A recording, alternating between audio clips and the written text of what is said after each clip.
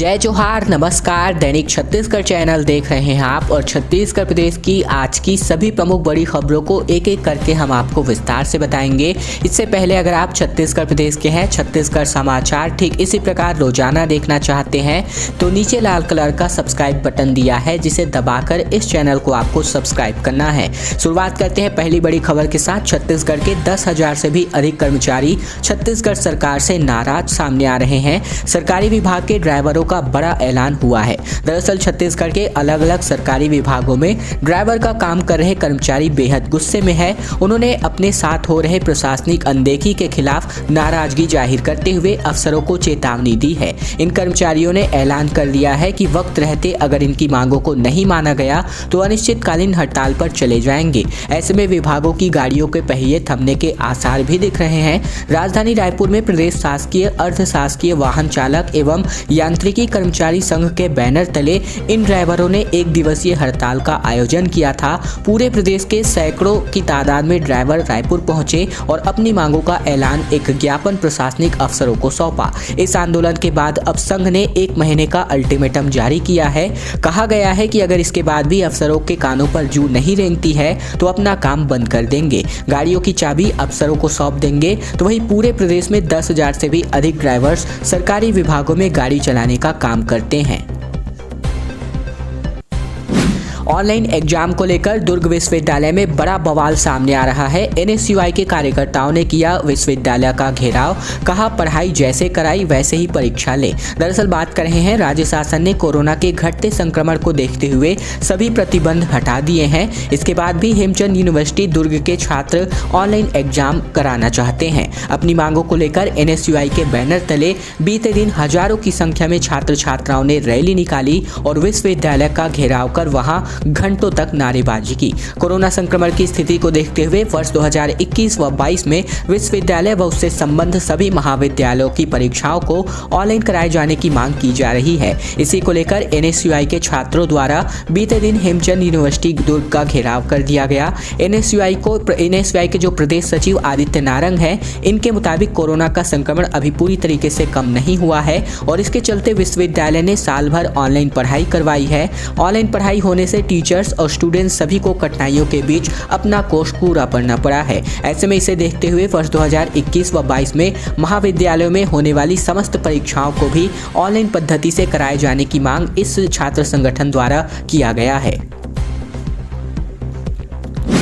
बसंत ऋतु में ओलों की बारिश हो रही है छत्तीसगढ़ में। बीते 2-3 दिनों से रात में अगर मैं बात करूं तो पेंड्रा और अंबिकापुर में बारिश के साथ साथ ओले गिरे हैं, तो वहीं मध्य छत्तीसगढ़ में भी बारिश हुआ है। दरअसल बात करें पश्चिमी विक्षोभ के प्रभाव की वजह से बसंत ऋतु में ओले की बारिश हो रही है। रविवार रात की बात करें तो पेंड्रा और अंबिकापुर सहित कुछ उत्तरी जिलों में गरज चमक के साथ बरसात और ओले भी बरसे। इसके अलावा बीते दिन भी बात करें तो पेंड्रा रोड के आसपास सही मध्य छत्तीसगढ़ में भी ओले के साथ साथ बारिश हुई है। इसके अलावा कुछ ग्रामीण क्षेत्रों में सुबह धुंध देखी गई है। इसके अलावा अब बात करें तो मध्य छत्तीसगढ़ से 8 से 10 जिलों में बरसात के आसार अभी भी बने रहे हैं। आशंका जताई जा रही है कि इनमें से 1-2 स्थानों पर ओलावृष्टि भी हो सकती है। बताया जा रहा है कि रविवार शाम से कई इलाकों में बूंदाबांदी शुरू हुई है, जो आगे अभी भी जारी है। ऐसे में मरवाही के पास रुमगा गाँव में आकाश से बिजली गिरी। रात तकरीबन 9 बजे तक बरसात के साथ साथ ओले भी गिरने लगे। तकरीबन 20 से 25 मिनट तक ओलावृष्टि भी हुई है। इसकी वजह से कच्चे घरों को नुकसान पहुंचने की आशंका है और साथ ही साथ फसलों को भी ओले की वजह से नुकसान उठाना पड़ा है। मौसम विभाग के मुताबिक अंबिकापुर में 7.5 मिलीमीटर बरसात दर्ज हुई है, जबकि पेंड्रा में 4.5 मिलीमीटर। इसके अलावा पेंड्रा से वेंकटनगर जाने वाली सड़क और आसपास के इलाकों में सुबह से ही घना कोहरा देखने को मिला, जैसे कि ठंड के दिनों में दिखने को मिलता है। इसके अलावा रायगढ़, जांजगीर चांपा, महासमुंद, बिलासपुर, राजनांदगांव, कवर्धा, बेमेतरा और बलौदाबाजार जिलों में भी 1-2 स्थानों पर हल्की बरसात हो गई है और 1-2 स्थानों पर ओलावृष्टि की भी संभावना अभी भी बनी हुई है। शराबबंदी की ओर कदम बढ़ा रही है सरकार। पीसीसी चीफ मोहन मरकाम ने कहा कि पहले चरण में जन जागरण और नशा मुक्ति केंद्र खोले जाएंगे। 10,000 पंचायतों में व्यापक अभियान चलाए जाने की बात भी कही जा रही है। दरअसल छत्तीसगढ़ में सत्तासीन कांग्रेस पार्टी के प्रदेश अध्यक्ष ने कहा है कि सरकार शराबबंदी के वादों को पूरा करने पर प्रतिबद्ध है। उन्होंने कहा कि इसी दिशा में कदम आगे बढ़ाते हुए नशा मुक्ति अभियान चलाने की तैयारियां शुरू की जा रही हैं। श्री मरकाम के मुताबिक हर गाँव में भारत माता वाहिनी वाहिनी का गठन होगा। पहले चरण में 2000 से अधिक जनसंख्या वाले गाँवों में वाहिनी बनेगी। 2000 की जनसंख्या वाले तकरीबन 10,000 ग्राम पंचायतों के चयन की प्रक्रिया फिलहाल जारी है। राज्य और जिला स्तर पर नोडल अफसरों की नियुक्ति हो चुकी है। श्री मरकाम के मुताबिक ऐसे गांवों में स्वयंसेवी संस्थाओं की मदद से 15 बिस्तर वाले नशा मुक्ति केंद्र की स्थापना होगी। लोगों को नशे की लत से छुड़ाने के लिए गांवों में नशा मुक्ति केंद्र और जन जागरण अभियान चलाए जाने की बात मोहन मरकाम ने कही है। इसके अलावा भारत माता वाहिनी का गठन इसी उद्देश्य से किया जाएगा। फिलहाल ये सभी बातें शराबबंदी को लेकर के कांग्रेस पार्टी के प्रदेश अध्यक्ष मोहन मरकाम ने कही है। कोरबा में जीजीपी का बड़ा बवाल सामने आ रहा है। इसकी वजह से यहां पर आग और साथ ही साथ पथराव हुआ।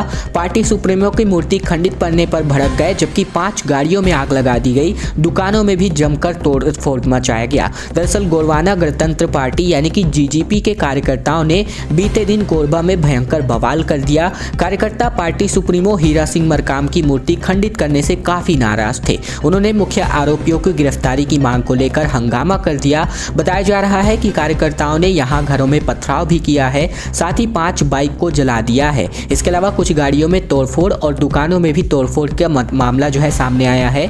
यहां गुरसिया पंचायत के चौक पर पार्टी सुप्रीमो हीरा सिंह मरकाम की प्रतिमा उनके निधन के बाद लगाई गई थी, जिसे 15 दिन पहले किसी ने तोड़ दिया था। इसके बाद से पार्टी कार्यकर्ता आरोपियों की गिरफ्तारी की मांग कर रहे थे और इसके लिए पार्टी नेताओं ने कोरबा में अधिकारियों को एक ज्ञापन भी सौंपा था और लगातार जो है मांग जो की जा रही थी और इसी वजह से जो विवाद है वो आगे बढ़ता गया। दरअसल बताया जा रहा है कि लगातार कार्यवाही की मांग के चलते भी पुलिस ने 2 लोगों को इस मामले में गिरफ्तार भी कर लिया था, जिसके बाद से पार्टी कार्यकर्ताओं ने आरोप लगाया कि इस मसले पर पुलिस मुख्य आरोपियों को संरक्षण दे रही है और उन्हें नहीं पकड़ रही है।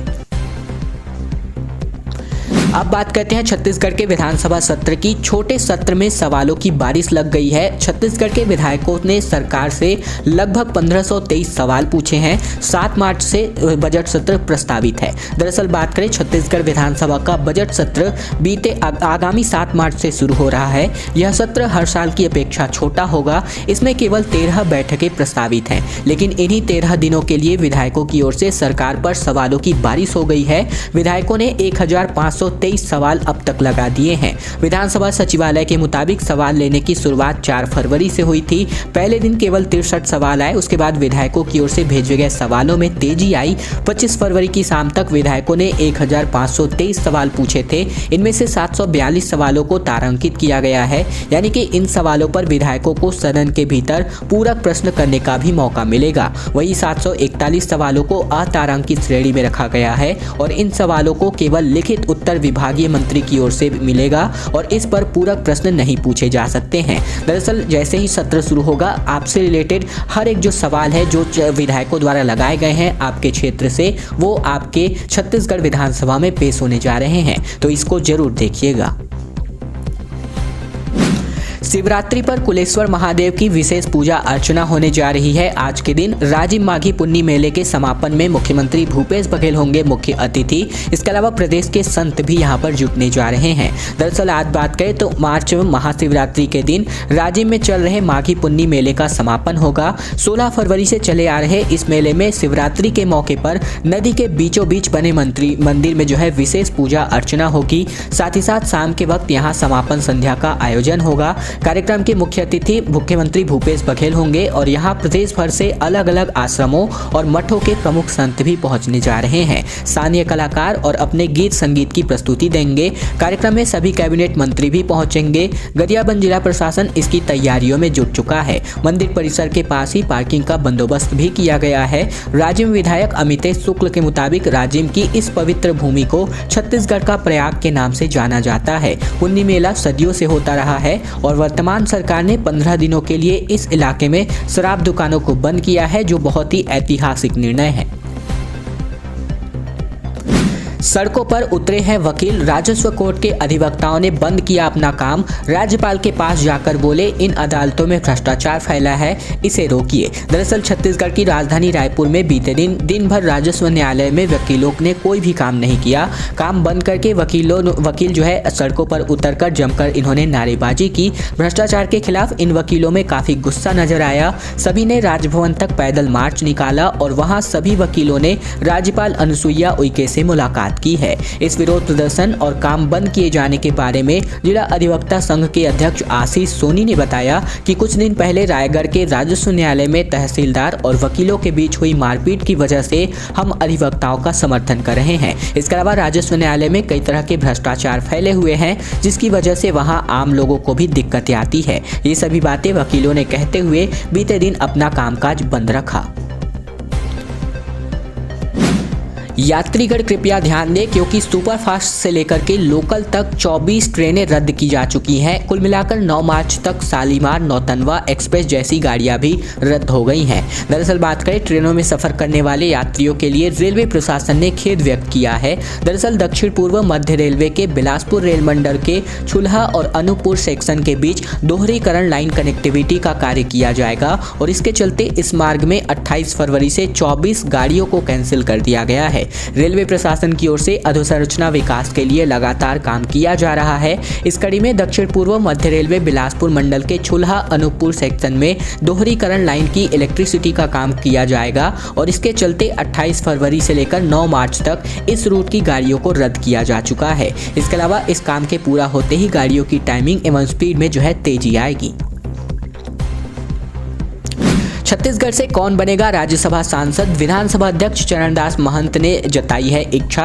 जून में खत्म हो रहा है 2 सांसदों का कार्यकाल। दरअसल उत्तर प्रदेश में विधानसभा चुनाव बीतने से पहले ही छत्तीसगढ़ में राज्यसभा चुनाव के लिए माहौल बनने लगा है। विधानसभा अध्यक्ष डॉक्टर चरणदास महंत ने सार्वजनिक रूप से राज्यसभा जाने की इच्छा जताई है। छत्तीसगढ़ में राज्यसभा की 2 सीटों के लिए इस साल मई-जून में चुनाव संभावित है।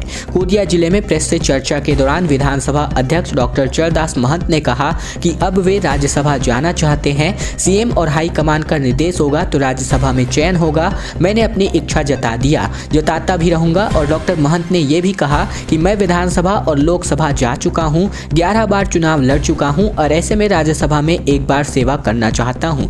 यह मैं आज करूं या 5 साल बाद करूं, ये अलग बात है। मानते यह चाह तब सार्वजनिक हो रही है जब कांग्रेस में राज्यसभा चुनाव के दावेदारों की लॉबिंग बढ़ रही है।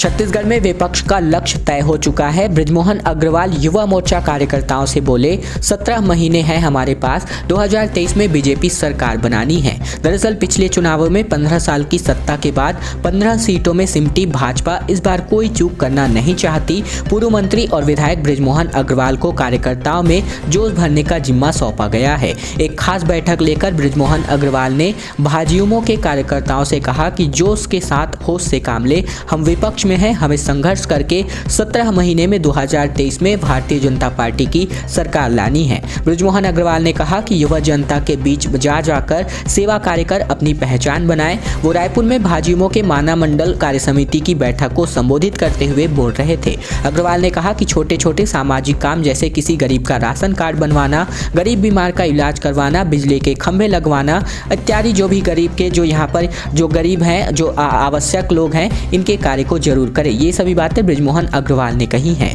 दोस्तों आज की खबरों का सिलसिला बस यहीं तक का था। वीडियो अगर आपको पसंद आए तो इस वीडियो के नीचे लाइक बटन है जिसे दबाकर इस वीडियो को आपको बहुत ही छोटा सा लाइक करना है। नीचे लाल कलर का सब्सक्राइब बटन भी दिया है जिसे दबाकर इस चैनल को आपको सब्सक्राइब करना है ताकि प्रतिदिन की महत्वपूर्ण खबरें छत्तीसगढ़ समाचार बिना किसी रुकावट रोजाना हम आप तक पहुंचा सके।